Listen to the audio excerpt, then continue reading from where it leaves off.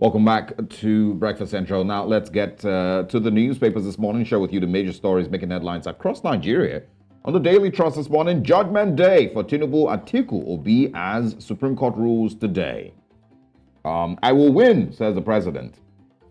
You know, this I've is where made my case. A famous song that Nigerians sing where they say, winner, winner. Well, we'll see.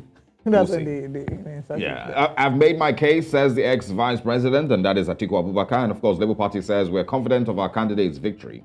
Security beefed up at Supreme Court as expected. DSS releases ex-EFCC chairman Abdul Rashid Bauer after 133 days. And just bear in mind that there's not been any charge. So he was held in DSS custody for 130 days, more than 130 days, and still wasn't charged with anything. That is it's interesting because that is normal. It's not a thing that anyone is going to hear and say, oh, okay, that's weird. Because in Nigeria, it is seemingly a normal, type of occurrence that a person can just be held for that long, will not be charged with anything, and will almost never be made to go, to pay, for whatever crimes that he was alleged to have committed. He would never go to court. He would never go to jail. He would never, nothing. All right. Senate moves to bar CBN governors from partisan politics. Remember also the former CBN governor, Gordon Emefiele, allegedly was a member of the APC. And of course, there was also a time when campaign vehicles were printed for him while he was supposedly running for president. War on Gaza. Russia resolution fails at UN Security Council. 9,000 Nigerians defrauded into enlisting in federal government's households palliatives. And also, General Alkali's body was butchered after he was killed, says a witness. That's a sad story from 2018, I believe. Tinubu others mourn as Adamu Fika buried in Kaduna. And also, I think a court dismisses suit by ExxonMobil against NMDPRA. These are the big stories that we can find this morning on the Daily Trust newspapers. All right, let's head over to our next newspaper. We have the Punch newspaper, and on the front page of the Punch, diesel, jet fuel rising prices threaten industries and airlines. Diesel aviation fuel sell for 1,000 naira. Factories shut in Kano, Ogun, Anambra, others. Telecoms operators use 40 million liters of diesel monthly. MAN warns against hike. You can see the flood that, these people had to drive through. It says the federal government delegate visits flooded Ogun communities and promises succor. Did they not know about this flooding sense? And what kind of succor are they going to provide at this point? I think the succor that Nigerians are asking for, the succor we want good roads. We want to not have to be afraid of the rainy season coming, knowing that a portion of our communities will be flooded underwater. I think that's the succor that Nigerians want. Because at the end of the day, it's great to visit these communities, but we're hoping that this new administration in the different parts of the country, the different states, realize that there's a lot of work that needs to be done and swing into work rather than photo ops. Photo ops do not really do much right now. Photo ops are good, good image, but the work needs to be done.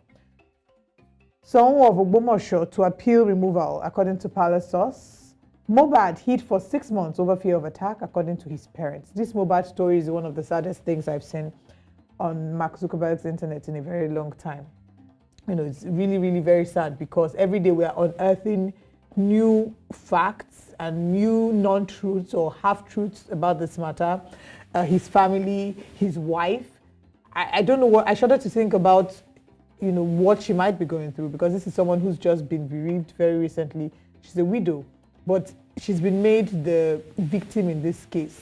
The police have not been allowed to do, I don't know if the police has been allowed to do the investigation because, for example, a certain very dark man on Instagram has made it, one certain guy has made it his duty to sort of investigate this and shine negative light on the widow. And regardless of how this turns out, I think it reflects how we treat widows in Nigeria. We're not always sometimes we're not always very kind to them. And I'm not saying this speculatively. I was raised by a widow. I've seen a number of widows and how they've had to wade through life almost like the spouse dies and the woman is to blame for having her spouse dying. Or sometimes it's almost like the family totally disconnects washes their hands off the woman because it's like, I beg, carry your problem. I don't know what she's going through, and I just shudder to Yeah, think but about I think it's also fair to mention that, asking questions isn't necessarily widow hunting.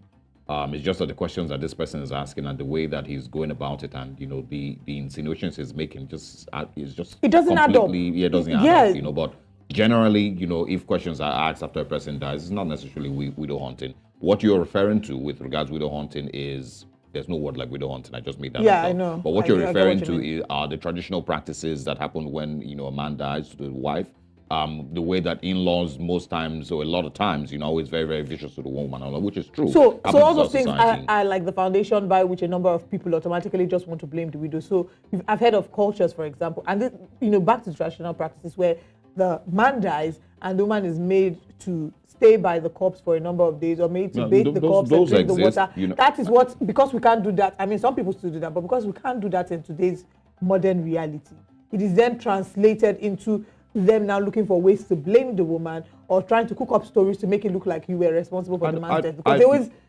I don't. So I no. So I mean, once again, asking questions, in my opinion, is not Asking immediately going to be questions is not termed bad. we do But you're hunting. asking questions first in what capacity? No, but that's what I'm saying. The asking questions is not wrong. We shouldn't then say that nobody should ask any questions to the wife at all. I don't think that's what it is. Nobody. I feel like, and I've said it, that the questions that he's asking in particular are completely out of line, and at the same time, he's nobody in this whole case, that should be raising all these things. He's only gained some influence in the last couple of weeks in Nigeria or months in Nigeria, and that's why everybody even listens to what he says about it. But he's out of line completely, and I would agree with that. But I don't think that generally widows should not be asked anything, or nobody should question widows at all. Nobody should bring it up. What you're saying now is that we've moved away from the former traditional practices, but we're pretty much doing the same thing. We're just doing it in a different way, So, which I don't think is true. What I think, or what I'm saying is, if you want to ask, and I'm widower,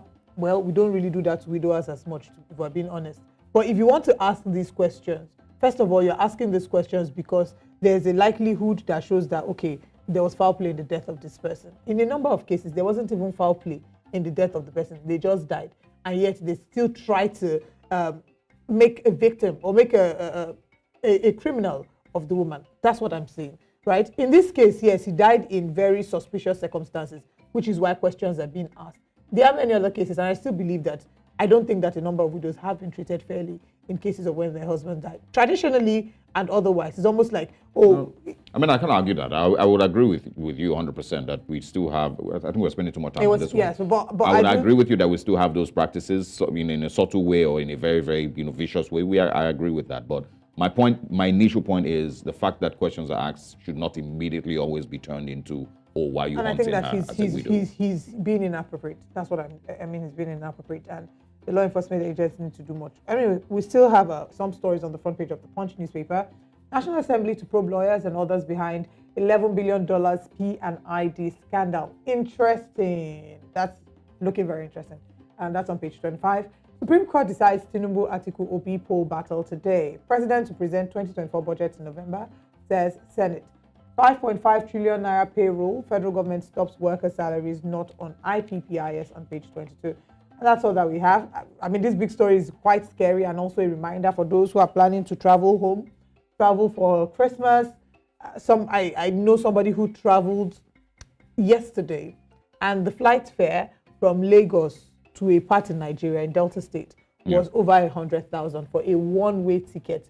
I would never have imagined that the day would come when I would be buying tickets, one-way tickets within country, within intra-country travel, and spending over 100,000 naira. This used to be the money that I would use to fly to Ghana and come back, and I'll still have change. I'll have some balance. But anyway, that's what I have on the Punch newspaper. All right. We're going to go to the Daily Independent next. It says here, why Atiku's CSU records, why Atiku's plea for fresh evidence may not succeed. Supreme Court rules in Atiku Obi appeals against Tinubu today. And of course, we did have that conversation earlier. Air traffic controllers raise alarm over poor navigation aids. Airlines still fly blind in Nigeria, says aviation expert. Tinubu to present 26.1 trillion naira 2024 budget to National Assembly early November. We're going to have, someone join us to break down the budget details and, just share what Nigerians should be worried about with this budget. This is, obviously the biggest or the largest, budget figure that we've had in Nigeria's history. I don't think we've ever seen 26.1 trillion naira in the budget. Mostly, worrisome because of what the budget deficit figures currently are, the fact that we cannot afford a lot of it, the fact that we still have a lot of loans that we're paying back from previous budgets, and so we'll obviously have to borrow more to fund this budget. And also because it doesn't seem, either that the government understands what is at stake and how it should save money so that we can, at least reduce the amount of money that we're borrowing. It doesn't seem like the government understands, in what ways it should be setting Nigeria up to be more productive so that we can make more money and fund our budget for ourselves in the next couple of years. It doesn't seem like anything is different. Anything whatsoever is different from the previous administration. The only thing that is different is a change of names and personalities, but the attitude towards governance doesn't seem to be different. Have we set up in any way, or are we seeing laws being made, moves being made to boost production, to boost our industries, to boost agriculture, to boost, SMEs, to support SMEs across the country? No, we're not. So not very much, seems to be different. And of course, if you're doing 26.1 trillion this year, 2025 budget might be, as high as 30 trillion naira. All right.